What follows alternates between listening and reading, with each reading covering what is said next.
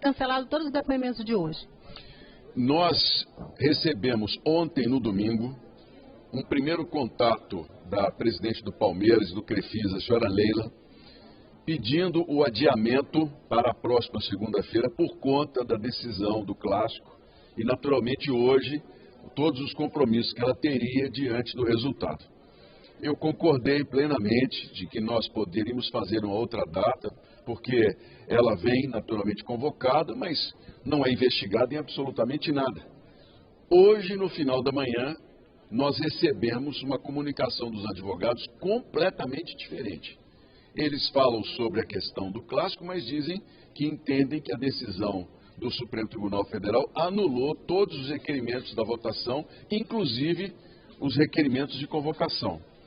Eu já oficiei com a Advocacia do Senado, nós já respondemos que nós não concordamos, no nosso entendimento, a decisão do ministro Dino, que, diga-se de passagem, não é clara, é uma decisão que não ficou totalmente com os detalhes esclarecidos, o que gera uma insegurança jurídica muito grande. A nosso ver, a decisão vale apenas para as quebras de sigilo. Então, está marcada a vinda da senhora Leila Crefisa na próxima segunda-feira, dia 13, como foi conversado inicialmente, e eu vou insistir nisso e usar de todas as prerrogativas da CPMI para que seja cumprido. Já o DataPrev esteve aqui na quinta-feira da semana passada, ficou à disposição da CPMI durante todo o tempo e colocou para mim como presidente que ele tinha exames de saúde que ele remarcou para segunda-feira. E hoje comunicou que não poderia comparecer. Nós estamos remarcando para o dia 23 de março a vinda do DataPrev. Esse monte de remarcação, esse monte de compromisso que coincide muito com os dias da CPMI, o senhor não acha que vai atrapalhar no relatório? Bem, todas as decisões que nos impedem de ouvir pessoas que podem ajudar a esclarecer prejudicam muito o andamento dos trabalhos. Daí a minha insistência, junto ao presidente do Senado, e se for necessário até recorrer judicialmente, de nós prorrogarmos a CPMI por pelo menos 60 dias, até que nós tenhamos clareza jurídica de todas as decisões. Por exemplo, habeas corpus em que as pessoas não são obrigadas a vir. Nós precisamos rever isso junto ao Supremo. É uma decisão que precisa ser esclarecida pela turma do Supremo Tribunal Federal o quanto antes, porque prejudica a CPMI. A mesma coisa, a decisão dada pelo ministro Flávio Dino, em que a votação em bloco foi anulada. O próprio Supremo faz votações em bloco, todas as CPMIs fazem votação em bloco. Isso gera uma insegurança jurídica muito grande e atrapalha.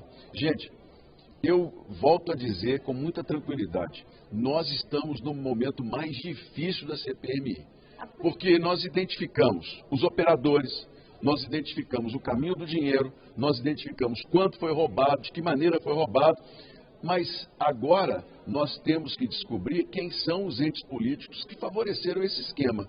E vamos chegando a pessoas importantes que têm grandes escritórios de advocacia, pessoas que têm ligações, inclusive, com o judiciário, e vão dando decisões na tentativa de atrasar e, naturalmente, o prazo da CPMI ser vencido. O Vorcaro está preso agora em Brasília.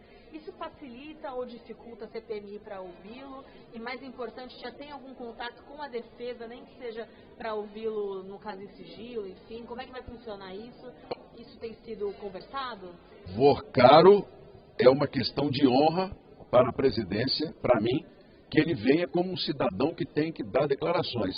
Ele não vai ser ouvido em sessão secreta, em sessão sigilosa, nada disso. O que eu pretendo é que o Supremo Tribunal Federal nos dê o direito de trazê-lo como determina a Constituição e as leis que regem a CPMI, que ele venha à CPMI como uma pessoa que tem muito a esclarecer esse país. Estando em Brasília preso, facilita em muito, porque aí não tem mais polêmica de jatinho, de advogado, não tem mais problema de avião da Polícia Federal à custa do dinheiro público, ele já está aqui. É só uma questão de nós conseguirmos, junto ao ministro André Mendonça, a autorização para que ele venha. E virá como uma pessoa comum, não terá nenhum tipo de privilégio quando comparecer à CPMI. Como é que está o Já entramos em contato, temos uma audiência marcada com o ministro para a próxima quarta-feira, no final da tarde. Vou levar a ele, primeiramente, um diálogo, o nosso respeito institucional entre os poderes, mas os pedidos de revisão dos habeas corpus, das decisões que permitiram que as pessoas não viessem a CPMI. Isso, para nós, é fundamental para que a gente dê sequência. E eu espero, com toda tranquilidade, que ele ouça e que nos ajude a dar um resultado muito mais positivo nessa investigação que interessa a todo o Brasil.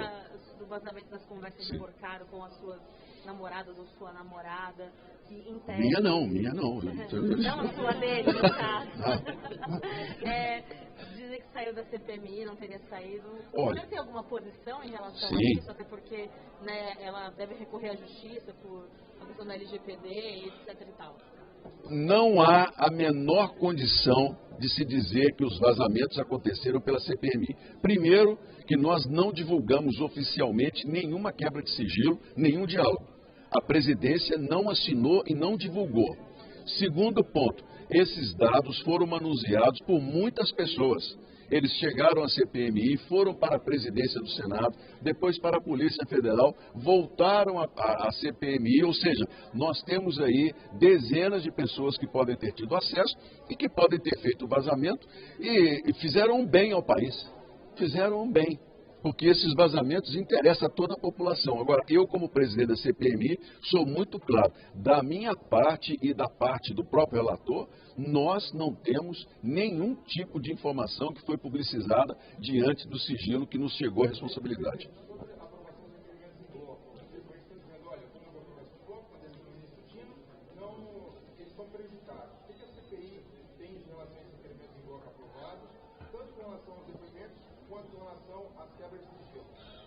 O julgamento dessa decisão está marcado para o Pleno do Supremo Tribunal Federal.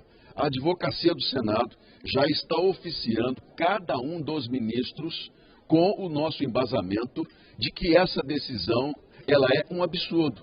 Ela é uma decisão que interfere nas prerrogativas do Parlamento, das comissões que há anos votam dessa maneira. Ali não houve nenhuma inovação, nenhuma invenção. Simplesmente nós votamos em bloco, como as outras CPMIs todas. A CPMI que interessava ao governo do Covid, por exemplo, foi votada em bloco diversas situações de quebra de sigilo. Não houve requerimento contrário. Por que com a CPMI do INSS, que está se aproximando de pessoas importantes, gente que tem parentes importantes, então no nosso caso, o Supremo, um ministro age